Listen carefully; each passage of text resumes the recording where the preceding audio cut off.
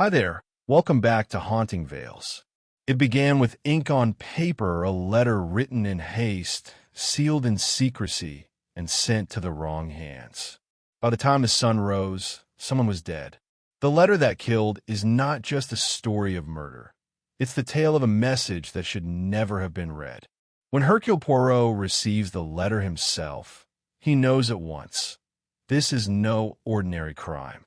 Behind every word lies deception. Behind every sentence, a motive buried deep in guilt and fear. And as Poirot traces the truth from pen to grave, he realizes that sometimes words can kill more swiftly than bullets. Stay till the very end, for in this mystery, silence may be the only thing more dangerous than the truth.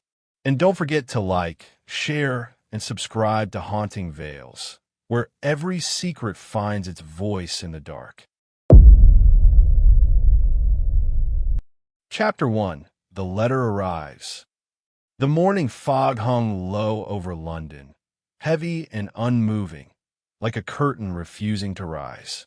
The city was quiet, caught between the restless murmur of waking streets and the solemn stillness of early dawn. Inside a modest townhouse on Whitehaven Lane, Hercule Poirot sat at his breakfast table, his posture as precise as the crease in his napkin. His tea was perfectly steeped, his toast evenly buttered. The world, at least in his dining room, was in order until the sharp sound of the letterbox broke the silence. Poirot looked up. "Ah," he said softly, "a visitor, but by post." He did not rush to retrieve it. Order demanded sequence. He finished his sip of tea, adjusted his tie, and only then rose to pick up the envelope that lay on the floor like a fallen leaf. It was cream-colored, thick, and elegant, expensive paper, faintly scented with lavender. The handwriting was neat, deliberate, almost too careful. The address read, Monsieur Hercule Poirot, Private Detective, Whitehaven Lane, London. No return name. No postal stamp beyond a London mark from the previous night. Poirot turned it over. The seal, dark red wax, bore the impression of a letter M. He frowned slightly. A capital M, yet no surname. Curious. When he broke the seal, the paper gave a faint crackle. Inside was a single sheet, folded once, containing a short message typed in black ink. By the time you read this, one man will be dead. Another will soon follow. Both deaths will appear accidental, but they are not. The truth is in the letter itself. M. Poirot's brow furrowed. There was no signature, no clue of origin, and no indication of who was to die or when. He held the paper up to the window, examining the fibers, the ink, even the faint indentations on the back. The message, though typed, carried a strange personal weight, as if written by someone who knew he would be believed. He stood there for a long moment, silent, as the morning light filtered through the fog. Then he murmured, "If a letter announces death, then the first death may already have occurred." By noon, Poirot had made inquiries. His old friend, Chief Inspector Arthur Hastings, was away in Scotland, and Inspector Japp, now retired, lived quietly near Brighton. But there was still Chief Inspector Murdoch at Scotland Yard, young, serious, and respectful of Poirot's methods. Murdoch arrived that afternoon, the same letter now copied and sealed in an evidence bag. He said, "We've looked into overnight deaths, Mr. Poirot. A few accidents, but one stands out. A journalist named Henry Farlow fell from a train platform near Paddington just past midnight. Witnesses say he slipped. No foul play suspected." Poirot nodded slowly. "And yet, this letter was posted before that hour." "Yes," Murdoch replied, meaning the sender either knew it would happen or arranged it. Poirot's eyes narrowed.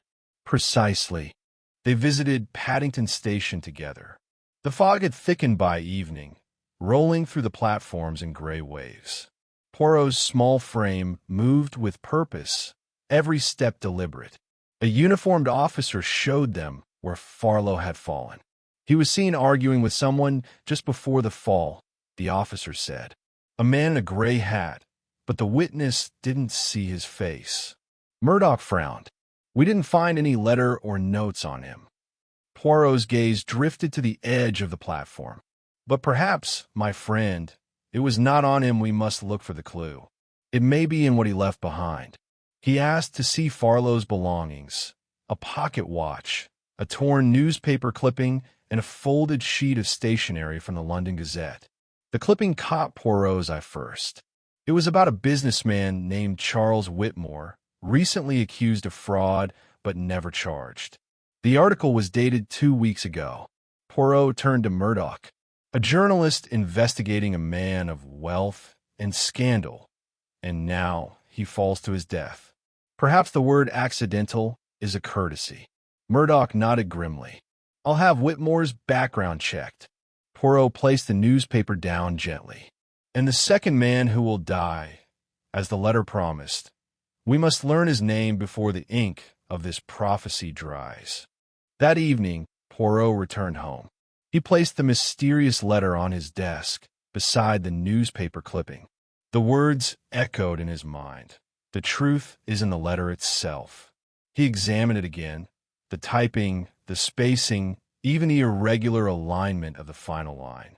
Then he noticed something, a faint discoloration on the right margin, almost invisible. He held the paper to the lamplight and smiled faintly.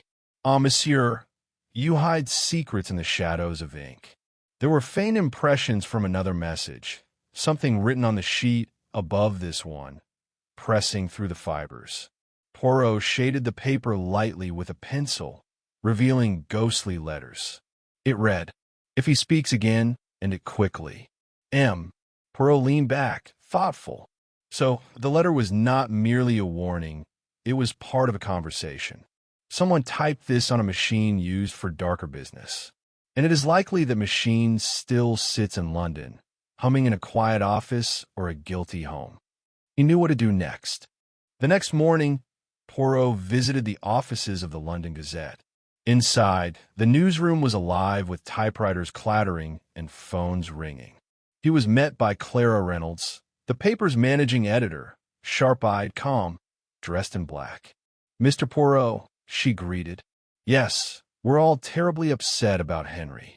He was a fine journalist, if a little too curious for his own good." Poirot tilted his head. "Curiosity, madam, is a noble thing, unless it is fatal." She offered a faint, sad smile. Henry was looking into Whitmore's dealings. "But that's old news now." "Perhaps," Poirot replied. "But news has the habit of being reborn when someone dies." He asked if he might see Farlow's desk. It was neatly arranged, far too neatly. Poirot noted a typewriter still sitting there, an old Remington model with a ribbon recently changed. He asked if it could be tested. Clara hesitated. "Of course. But why?" Poirot placed the mysterious letter beside it. "Because, madam, I believe this letter and your machine may share the same voice." Murdoch joined them later that afternoon. The forensic technician confirmed what Poirot suspected. The typewriter used to write the threatening letter was indeed the same as Farlow's. Murdoch said quietly, "So he typed it himself." Poirot nodded. "It would seem so. But then we ask, why would man warn of his own death?" Clara frowned. Maybe it wasn't a warning. Maybe it was a confession. Poirot considered that. Or perhaps it was an attempt to expose a crime before it occurred. The letter might have been meant for me, not as a plea for help, but as the final clue of his investigation. Murdoch sighed. Then who's the next victim? Poirot's gaze fell to the newspaper clipping again. The one Farlow wrote about, Charles Whitmore. That night, Poirot's phone rang. It was Murdoch, his voice tight. "Whitmore's been found dead. His car went over a bridge on the outskirts of the city. It looks like another accident." Poirot closed his eyes. The letter is complete. The prophecy fulfilled. He hung up slowly and stood before his desk. 2 deaths, both foretold, both conveniently accidental. But there was one sentence that continued to haunt him. The truth is in the letter itself. He picked it up once more and studied every detail. Then he noticed something he had missed before. The letter M of the wax seal had left a faint imprint on the paper inside. But the shape wasn't a single letter. It was the combination of two WM. Not an M, Poirot whispered, but the initials reversed, W. Whitmore. He looked up at the fog pressing against the window, the city fading into shadow. So, he murmured, Whitmore's death was written by his own hand. By the following morning, Poirot's suspicions hardened into certainty. The journalist had been killed not by accident, but by design, and the man who died second had known his own guilt long before his car ever left the bridge. But there was one final thread that refused to untangle. If both men were dead, then who posted the letter? Poirot's eyes went again to the typewritten page. He turned it over. Faintly visible now under the lamplight were fingerprints, delicate, small, and unmistakably feminine. He whispered, not M for murderer, but M for messenger. And in that moment, he knew there was still one person alive who could tell the rest of the story, and perhaps finish it. As the fog lifted outside, Poirot folded the letter carefully and placed it back in its envelope. He looked toward the window, thoughtful, as the city brightened beneath a weak autumn sun. 2 men dead, he said quietly. A third name hidden in the folds of a letter. The mystery begins not with death, but with the hand that delivered it. He straightened his tie, reached for his hat, and smiled faintly. Now, he said, let us find the woman who sent the letter that killed. And with that, Hercule Poirot stepped out into the morning light, toward the truth that waited, sealed in ink and blood. Chapter 2. The Man Who Knew Too Much. The rain came down hard that night, washing the streets clean of everything but secrets. London glistened under its weight, 1,000 reflections flickering in the puddles like shards of broken truth. Inside his study, Poirot sat in silence. The letter lay before him, the one that had predicted 2 deaths and hinted at a third. His small, careful hands turned it slowly, tracing the faint fingerprints that had changed everything. A woman's prints. He said softly to himself, she delivered the letter, but was she messenger, accomplice, or avenger? He did not believe in coincidences.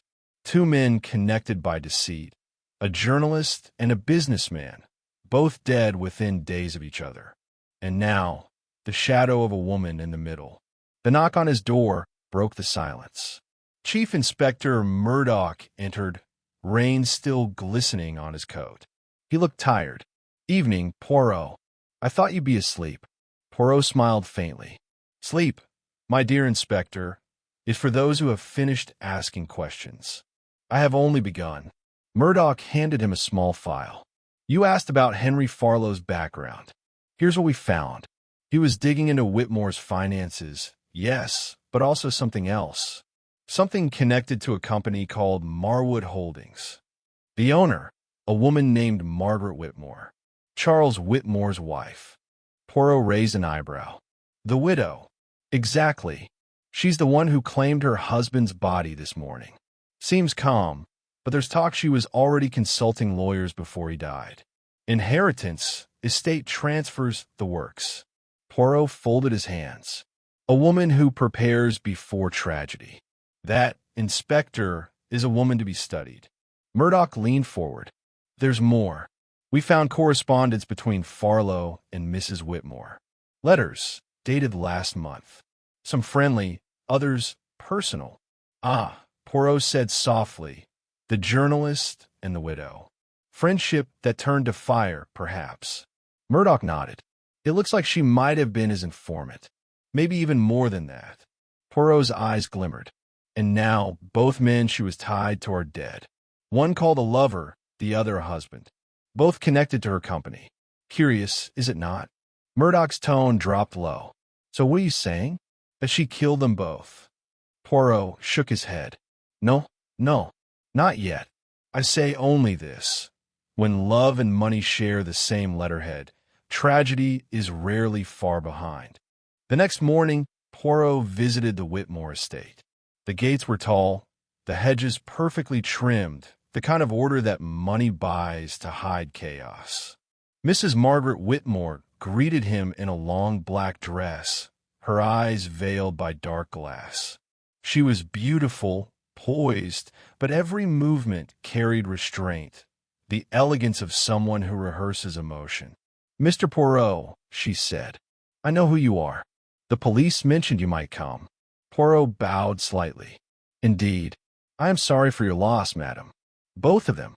Her expression didn't change. "You speak as if my grief has two faces." He met her gaze calmly. "Does it not?" A pause. Then she smiled faintly. "You believe I had something to do with Henry's death?" "I believe you were the reason he lived the way he did," Poirot said gently. "And perhaps the reason he died as well." She led him into a drawing room where the air smelled faintly of jasmine and brandy. The rain beat against the windows in slow, heavy waves. Margaret sat across from him, crossing one leg elegantly. Henry was reckless. He believed he could expose my husband's business dealings and protect me at the same time. I told him it would end badly, and it did. Poirot nodded. "You warned him?"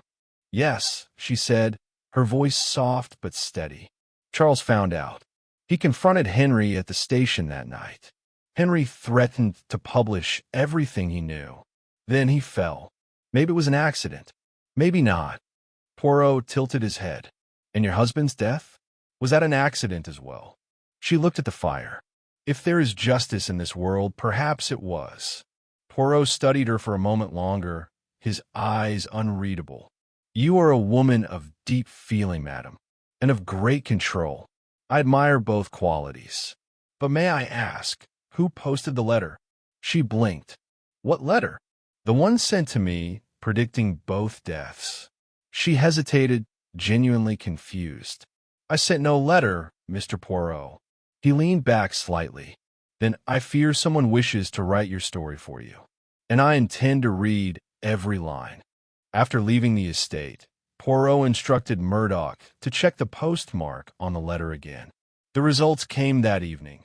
The envelope had been dropped in a small pillar box near the London Gazette office, not far from Farlow's desk. Murdoch said, "Could have been mailed by anyone." But here's the strange part. The box was emptied at midnight. Farlow died at 12:15. The letter reached your door the next morning. Poirot thought quietly. So the letter was posted before his death by someone who knew it was coming, meaning either the killer or an accomplice. Murdoch exhaled. That narrows it down to maybe half of London. Poirot smiled. "Yes, but London does not write with lavender perfume." Later that night, Poirot sat at his desk again. The fire crackled gently as he placed a fresh sheet of paper beside the letter. He stared at it for a long moment, deep in thought. Then he whispered, "If the truth is in the letter itself, then perhaps the message hides not in what it says, but what it replaces." He pulled a magnifying glass and examined each typed letter. The spacing was uneven. Certain keys struck slightly harder, the E, the T, and the R. He jotted down their order, forming a strange sequence. When he rearranged them, a pattern emerged, TRE, then RET. He wrote it backward and forward until he saw it. Letter. The letter had been typed to spell its own name, a clue left intentionally. Poirot sat back, realization dawning. Someone wanted me to focus on the paper, not the content, to notice the machine. But why? Then he remembered the faint impression he had seen before, the second message typed above it. If he speaks again, end it quickly. That message had been written on the same typewriter, meaning the person who used it for blackmail or orders had later used it for the warning. And that typewriter had belonged to Farlow. Poirot whispered. He was not the writer. He was the keeper. Someone else used his typewriter. Someone close enough to sit at his desk unnoticed. His eyes darkened. Clara Reynolds. The next day, Poirot and Murdoch returned to the London Gazette. The newsroom buzzed with the sound of deadlines and gossip. Clara greeted them calmly, though her eyes flickered when Poirot asked to see her office. She said lightly, "Still chasing ghosts, Mr. Poirot?" "Not ghosts, madam," Poirot replied. "Just ink that refuses to dry." Inside her office, Poirot noticed a faint scent of lavender, the same as the letter. He turned to her slowly. "You were fond of Henry Farlow." She nodded once. "He was brilliant, brave, too brave, and perhaps you feared what he might reveal." Her eyes flashed. He wanted to publish everything. He didn't care what it did to people. He didn't understand that some stories destroy more than reputations. They destroy lives. Murdoch stepped closer. "You're saying you tried to stop him?" She looked away. "I warned him. That's all." Poirot's voice softened. "And when he didn't listen, did you warn someone else?" Silence. Finally, Clara said quietly, "I sent a letter to Whitmore. I told him Henry was about to expose him. I never imagined it would end in death." Poirot nodded slowly. "And after Whitmore fell from his bridge?" She met his eyes, defiant now. "I posted the letter to you. I thought you'd see through it. I wanted you to understand that both men got what they deserved. But you had to find the truth without me saying it." Murdoch sighed. "So you knew about both deaths. You even predicted them." Clara's voice broke. "I didn't predict anything. I just knew how it would end. Henry pushed too hard, and Charles pushed back harder. When men like them collide, someone always dies." Poirot looked at her gently. "And you, madam, you wrote the letter that killed, even if your intention was only to warn." Tears welled in her eyes. "Then I'm guilty of telling the truth." "No," Poirot said quietly. "You are guilty of believing the truth would not bleed." As they left the office, Murdoch said grimly, "So that's it then. Case closed." Poirot didn't answer immediately. His gaze lingered on the fog outside the window, swirling like smoke from a slow-burning fire. Finally, he said, "No, Inspector. A case is only closed when the heart behind it is understood, and I do not yet understand hers." Murdoch frowned. "She admitted it." "Yes," Poirot said, "but confession is not the same as truth. There is something missing, a piece of paper that binds them all. The real letter that killed." Murdoch looked puzzled. "Another one?" Poirot nodded. "Yes, the original letter Henry Farlow wrote before he died. The one that could destroy Whitmore, and perhaps explain why Clara was so afraid to let it be seen." He looked out at the rain. "Somewhere in London, a single page waits in silence. And until I find it, death will not stop writing." That night, Poirot sat by the fire once more, the city whispering beyond the rain-streaked window. He thought of three people now bound by ink: the journalist, the businessman, and the woman who had tried to control the story but lost it to fate. In his hand, the letter trembled slightly in the flicker of the flame. He read it once more, hearing the echo of its words. The truth is in the letter itself. And as the firelight caught the red wax seal, that false, those mirrored initials, Poirot understood something new. He whispered, "The letter was written twice, once to warn, once to destroy." He leaned forward, eyes sharp as glass. "And the one who wrote the second copy is still alive." The clock on his mantel struck midnight. Poirot rose, his shadow stretching across the quiet room.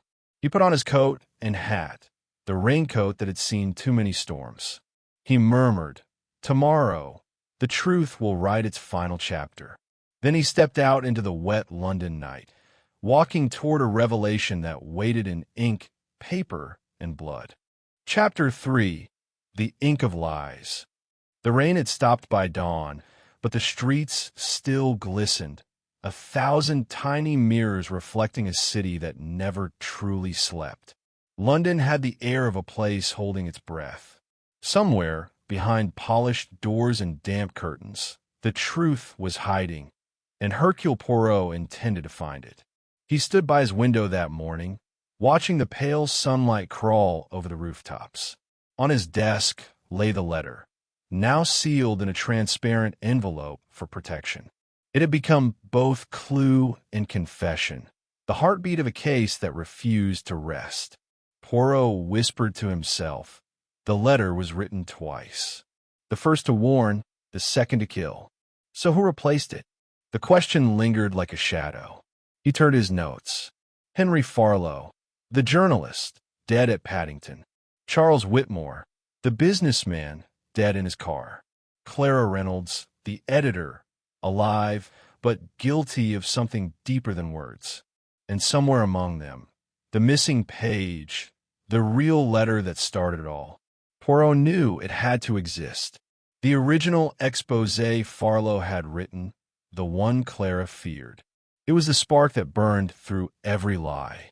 He smiled faintly. Every mystery begins with a story. I must read his. That afternoon, Poirot visited the London Gazette once again. The newsroom was quieter this time, heavy with unease. Whispers followed him as he passed between desks. Reporters looked up briefly, then looked away, as if the detective carried misfortune in his pocket. Clara met him near the archives. Her face was pale, her eyes rimmed red. "Mr. Poirot," she said softly, "I told you everything I know." "Perhaps," Poirot replied, "but not everything you feel. And feelings, madam, often tell what facts conceal." She crossed her arms. "What more do you want from me?" "The truth," Poirot said simply. "Not about the deaths, about the letter Henry Farlow wrote." "You hid it." Her breath caught. Poirot continued quietly. "He gave it to you, did he not? The real article. You destroyed it, or so you thought. But you're not the only one who read it." Clara's lips trembled. "He left a copy on his typewriter. I found it after he died. I panicked. It accused Charles of crimes I couldn't prove. I knew if it was published, it would ruin everyone. The paper, the company, me. So I burned it." Poirot's eyes narrowed. "And yet, it was not the only copy." Her eyes widened. "What do you mean?" "Someone retrieved it before you could. Someone who used it to make sure both men died. That is the ink of lies, written once to expose, rewritten to destroy." Clara stared at him in disbelief. "Who would do that?" Poirot paused, his gaze steady.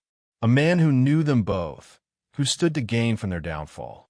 The kind of man who writes history with other people's blood." Later that evening, Poirot sat across from Chief Inspector Murdoch in the quiet office of Scotland Yard.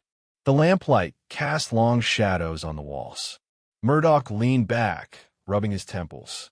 "We've checked everyone close to them, employees, associates, even family. Nothing sticks." Poirot nodded slowly. "And yet, something must. Tell me, Inspector, in the company records of Marwood Holdings, who inherits now that Charles Whitmore is dead?" Murdoch opened a folder. "Half the estate goes to his wife, Margaret. The other half to his business partner." Poirot looked up sharply. "Partner?" "Yes. A man named Lionel Graves. Financial director. Seems squeaky clean. Serve in the army, decorated quiet type. Runs most of the operations now." Poirot's expression hardened. Quiet types often make the loudest moves when no one is watching. Murdoch frowned. "You think he's involved?"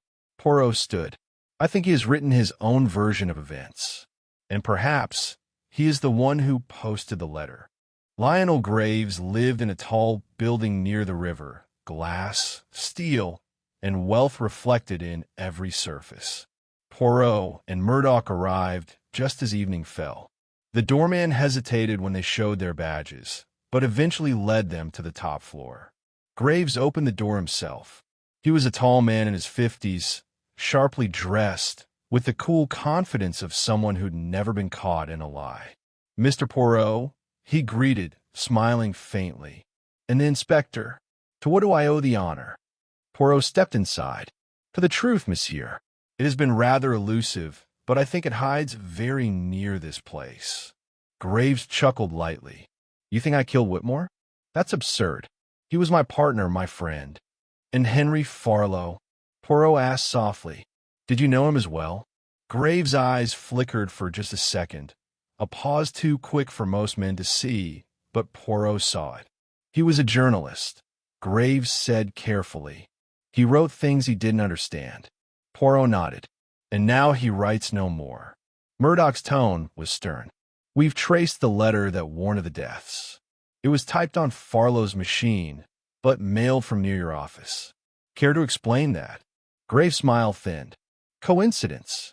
Poirot walked slowly to the fireplace, where a framed photograph rested, Graves, Whitmore, and Margaret together at a charity gala.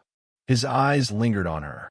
She looks at you, Mr. Graves, Poirot said quietly. Not at her husband. Graves froze. Poirot continued. You loved her, did you not? But she chose another. And then you saw your chance. Two men who knew too much, and one woman who would inherit everything. A perfect stage. Graves took a step closer. That's a wild theory. Not theory, Poirot said softly. Observation. You mailed the letter, didn't you? You wanted me to believe the deaths were fate, that some invisible hand had guided them. But you underestimated the ink. Graves laughed once, dry and bitter. You think a piece of paper can prove anything? Poirot turned to Murdoch. Inspector, the paper fibers of the letter, they match those used by Marwood Holdings for internal memos. Not by the Gazette. That means the killer typed the letter using Farlow's machine, but on company stationery. And only one man in that company had both access and motive. Graves, yo taiten. You can't prove that. Poirot smiled faintly. Ah, but I can, because you made one mistake. You mailed the letter with your right hand. Murdoch blinked. What does that mean? Poirot pointed to the envelope. The wax seal was pressed slightly askew, right to left. A left-handed person would press straight, but a right-handed person presses from the edge. Farlow was left-handed. You, Mr. Graves, are not. Graves' face drained of color. Poirot's voice lowered. You used Farlow's typewriter after killing him. You wrote a second version of his warning, mailed it to me to misdirect the investigation, then killed Whitmore to ensure you alone control the company. But the ink betrayed you. Murdoch stepped forward. Lionel Graves, you're under arrest for the murders of Henry Farlow and Charles Whitmore. Graves stared at them both, the mask slipping from his face. His voice came out cold. You have no idea what Whitmore was. He ruined lives, stole fortunes. I did what the law wouldn't. Poirot regarded him quietly. And so you wrote justice in your own hand. Graves gave a faint, trembling smile. No, Poirot. I just finished a story someone else started. Then, without warning, he reached for something inside his coat, a small revolver. Murdoch shouted, drew his weapon, and within a second the room exploded in motion. Poirot ducked aside. The gun clattered to the floor. Murdoch kicked it away and grabbed Graves, forcing him to the ground. The struggle was brief. The silence afterward felt endless. When it was over, Poirot stood still, adjusting his tie. The faint smell of gunpowder hung in the air. Murdoch handcuffed Graves, who stared blankly ahead. Poirot said quietly, There are many kinds of killers, Inspector. Some murder with rage, others with reason. But the most dangerous kind kills with justification. Murdoch nodded slowly. We'll take him in. As they led Graves away, Poirot turned toward the fireplace. The photograph was still there, but now it looked different. The smile seemed hollow. He whispered, 3 lives bound by ink, lies, and love. And now, all written to their end. Later that night, Poirot returned home. The storm had passed completely. The city glowed under a silver moon. He sat down at his desk once more, staring at the sealed letter for what felt like the last time. It was no longer a mystery. It was a confession disguised as prophecy. He murmured, the letter that killed was not the one that warned of death, but the one that made it inevitable. He opened his notebook and began to write, carefully, in neat script. When a truth is buried in ink, every line becomes a weapon.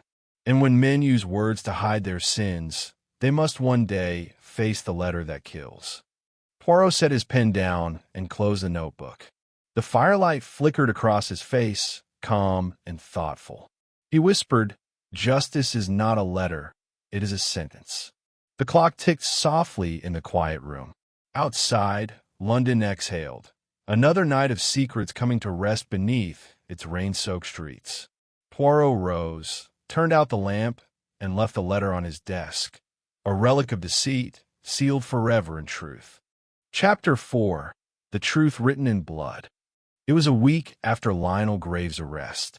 The case was closed. At least, that's what everyone believed. London had returned to its usual rhythm, the kind that hides secrets beneath headlines and teacups. The story of the letter that killed had faded from front pages, replaced by politics, war, and whispers of scandal. But Hercule Poirot could not rest. He knew something was wrong. Something about Graves' confession. It was too neat, too rehearsed, too willing. He sat in his armchair, the evening paper folded beside him. The fire crackled softly, and on the small table lay a new envelope, sealed in crimson wax. It had arrived that morning, with no return address. Poirot stared at it for a long time before opening it. The letter inside was short and cruelly simple. "You caught the wrong man. The one who wrote the letter was not the one who killed M." For a moment, the world fell silent. Poirot's eyes narrowed as the paper trembled between his fingers. There is only one person whose name began with that letter. Margaret Whitmore, the widow. That night, Poirot stood before the grand house in Hampstead, Charles Whitmore's estate. The windows were dark, save for one faint glow in the study. The same study where her husband had once written his will. He rang the bell. Margaret opened the door herself. She was dressed in black silk, her face pale and hauntingly calm. "Mr. Poirot," she said softly, "I wondered when you'd come." Poirot removed his hat. "You expected me?" Her smile was faint. "Of course. You always come back when something doesn't make sense." He stepped inside. The house was quiet, too quiet, like a tomb still waiting for its occupant. Margaret led him to the study.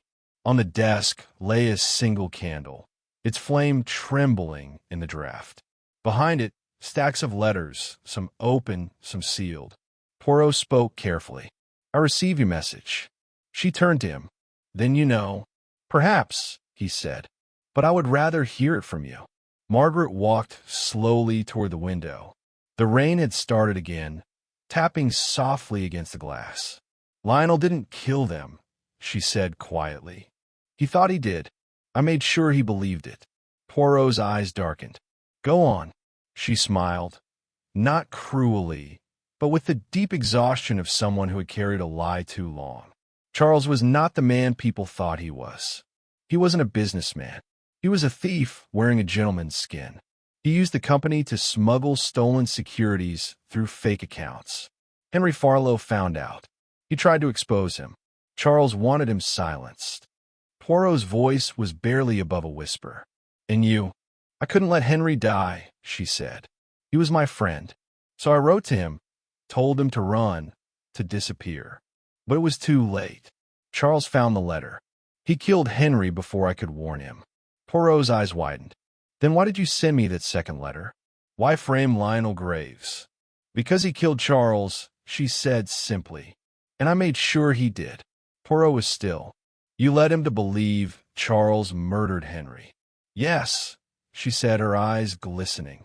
"I told him everything, except the truth. I knew what Lionel felt for me. I used it. I planted the letter in his office. I told him Charles planned to destroy him next. He confronted Charles, and it ended as I knew it would." Her voice cracked. "I didn't plan to kill anyone, Mr. Poirot. I only wanted justice. But once blood is spilled, it doesn't stop. It writes itself into everything." Poirot's voice was low, steady. "So the letter that killed was not the one that warned, or the one that accused. It was yours." She nodded slowly. "It was mine." There was silence, heavy, suffocating. The fire hissed softly as a log fell into ash. Poirot looked at her with quiet sorrow. You played a dangerous game, madam. You used words as weapons. And now 3 lives are gone. Margaret looked down, her hands trembling. You'll tell them, won't you? I will tell the truth, Poirot said. That is all I ever tell. She smiled faintly. Then my story ends here. She reached into a drawer and took out a small revolver. Poirot stepped forward quickly, but she raised her hand. Please, Mr. Poirot, she said softly. Don't. He froze. Tears streamed down her face. You said it yourself once. There are killers who act from rage and killers who act from reason. But I killed with love. Poirot's voice broke. Love does not kill, madam. It endures. She shook her head gently. Not when it's buried in lies. The gunshot was quiet, muffled by the storm outside. Poirot closed his eyes as the candle flickered out. Hours later, Inspector Murdoch stood in the same room, looking grim. He sighed. It's over then. Poirot nodded slowly. Yes, but there are no victories in this case. Only endings. Murdoch placed a hand on his shoulder. You couldn't have stopped her. Poirot said quietly, Perhaps not, but I wonder if justice was ever what she wanted. He turned toward the window. The rain had stopped again, the night strangely calm. On the desk lay the candle, cold, lifeless, beside the final letter Margaret had written before she died. Murdoch picked it up and read aloud. To Mr. Poirot, thank you for seeing the truth, even when I could not. My letter killed more than men. It killed the woman I used to be. M. Poirot stood silent. Then, slowly, he reached out and folded the letter, placing it in his pocket. He whispered, Even in death, she writes with elegance. And yet, every word bleeds. The following morning, Poirot walked along the riverbank as dawn broke over London. The city was quiet, washed clean by the storm. He stopped by the water's edge, watching the first light ripple across the Thames. In his hand, he held Margaret's final letter. He looked at it one last time, then dropped it into the river. The paper floated for a moment, then sank, disappearing beneath the surface.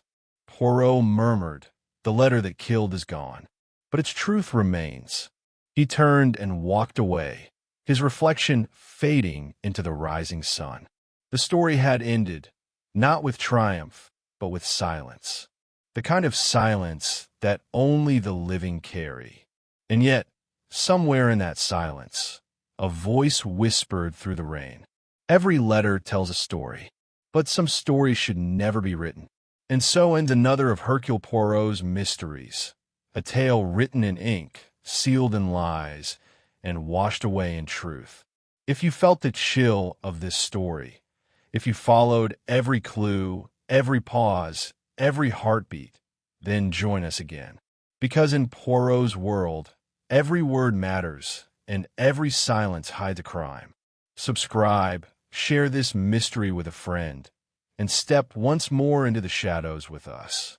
For the next case begins where this one ends.